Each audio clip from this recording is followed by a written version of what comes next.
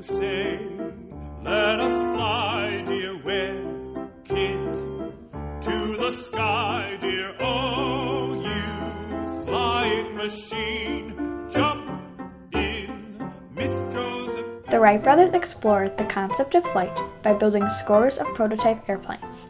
They encountered failure over and over, but those failures pushed them closer and closer to the feat of human flight. Their success means that man is no longer tied to the land and sea. Suddenly, man is able to explore the world above him, including his universe, opening new challenges and possibilities to encounter.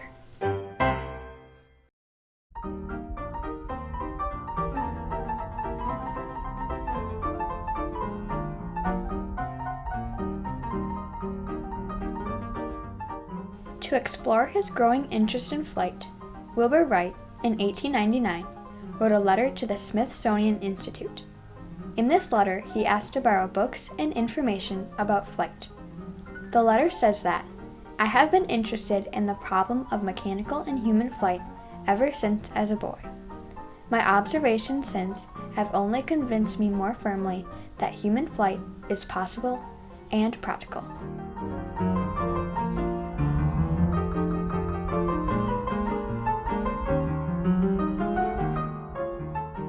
The Wright brothers believed that the masters of flight were birds. Birds live their life flying, so the brothers believed that the only way to achieve accurate flight was to learn from them. By studying birds, the brothers noticed that they tilted their wingtips to change the direction and angle they were flying in. They decided to apply this to their models.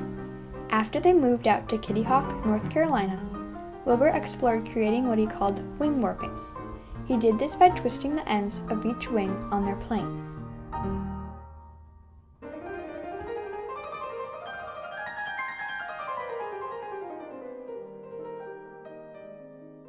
When the brothers explored testing their 1900 biplane, they encountered a problem.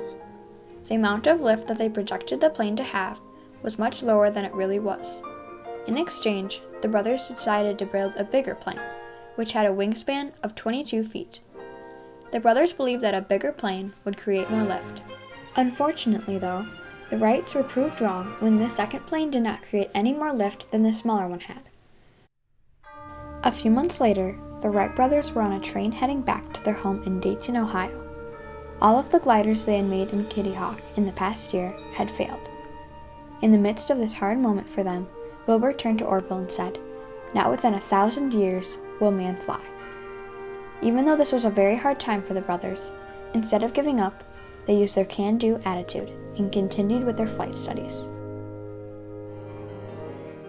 A few years later in 1903, the Wright brothers' hard work paid off when they completed an airplane they called the Wright Flyer. Also known as Flyer 1 in the 1903 Flyer, it was the first airplane created by the Wrights that was powered by an engine. The final engine produced 12 horsepower and weighed 179 pounds. Flyer 1's elevator, the device that makes the plane go up and down, was located under where the pilot laid. Flyer 1 also had 2 propellers on it, located in the front. Each were 8.5 feet long. This plane was important because instead of giving up, the Wrights explored building and updating their planes. This shows that the Wrights had a special can-do attitude that helped them succeed. On December 17, 1903, the Wrights decided they would test their Wright Flyer. The toss of a coin decided that Orville would fly first. At 10:35 a.m., he took off, immediately struggling with the elevator on the plane. He landed 120 feet later. Wilbur flew the next round about an hour later. He flew a total of 175 feet. Orville flew the third, lasting 200 feet. Lastly, on the 4th try of the day, Wilbur flew for 59 seconds, traveling 852 feet. Dated on December 17, 1903, Orville Wright's diary states that, at just 12 o'clock, Will started on the 4th and last trip. The machine started off with its up and downs as it had before, but by the time it had gone over 300 or 400 feet, he had it under much better control. The distance over the ground was 852 feet in 59 seconds. These flights are important because it shows that all of the hard work and dedication the brothers put into their planes paid off. This plane was the first practical airplane invented, able to be both controlled and powered. This flight in plane was a huge accomplishment and milestone, not just for the Wright brothers, but for flight itself.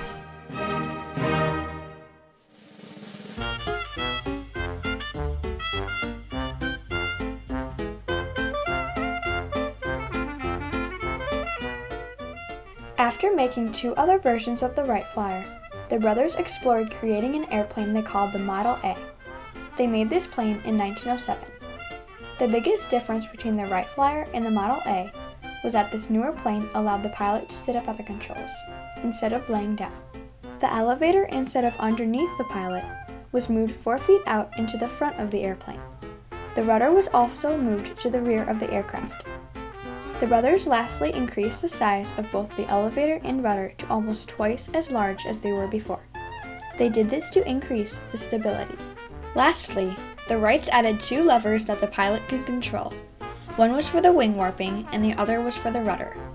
To launch the Model A, the brothers explored crafting a 1,400-pound weight that dropped from a small tower, pulling a line that the airplane was on, pushing it forward. This plane was important because it was the first airplane that had stability and let the pilot sit up at the controls, much like planes today. This plane was also important because it shows that even though the Wright brothers achieved controlled flight in their last plane, the Wright Flyer, they continued and updated their planes to make them even better. This shows their determination and can-do attitude. In 1908, the Wright brothers' hard work paid off when they received a patent for their airplane. They then sold a Model A to the U.S. government for $25,000. Lastly, in 1909, Theodore Roosevelt, the president at the time, signed a deal with the brothers to build airplanes for the U.S. Army. Wilbur and Orville then taught the Army how to fly. Their planes were later used in World War I.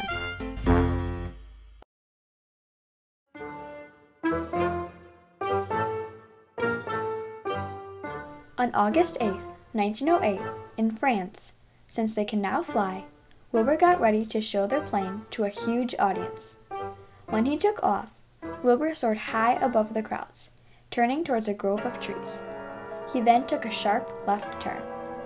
While it may have looked to the audience like his plane was out of control, Wilbur, using his wing warping and rudder, turned at the last second and swooped down, away from the trees.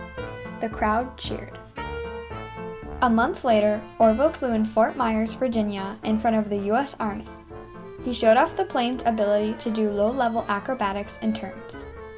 Both of these events are important because it shows that the Wright brothers' high level of hard work and determination in their inventing paid off.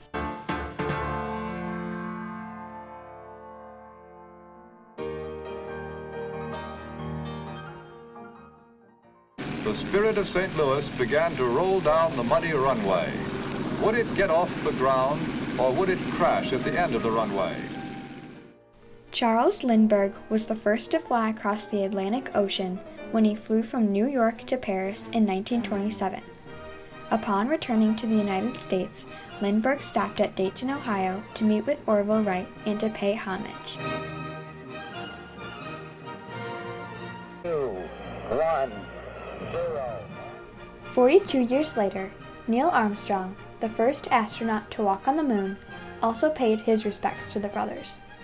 As he stepped onto the moon, he carried a small part of the wing from the Wright Flyer. Charles Lindbergh and Neil Armstrong understood the Wright brothers' rightful place in history. The brothers' exploration of human flight, their ability to overcome scores of failures, and their ability to exchange their success with the world led to the point where human flight is as common as a migrating bird. There are even over 80,000 flights that take the air each day. People travel to share ideas. People travel to share vital health care. And people travel to see a loved one. The root of this form of travel goes all the way back to 2 brothers on a sunny day on a North Carolina hillside.